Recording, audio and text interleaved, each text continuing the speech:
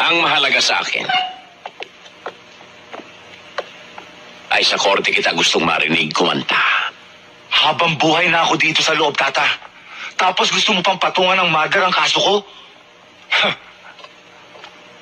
O baka naman gusto mo akong paupuin sa silya elektrika nang wala sa oras?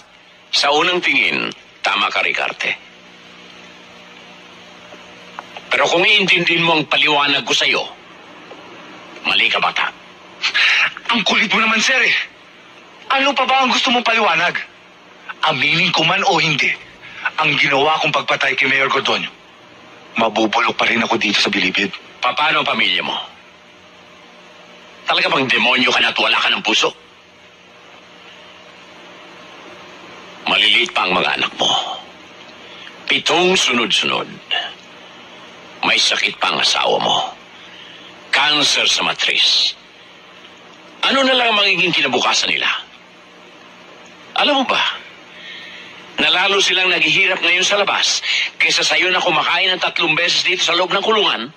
Basta, 1 oras mo na ako inistorbo sa visiting room. Babalik na ako sa brigada ko.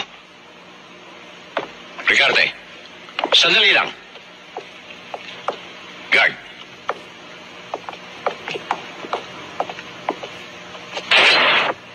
Huling pakiusap ko na siya ito. Maaari kong suportahan ang pamilya mo. Lahat ng pangangailangan nila ibibigay ko. Tulungan mo lang akong makasama mo dito sa munti. Ang mastermind mo.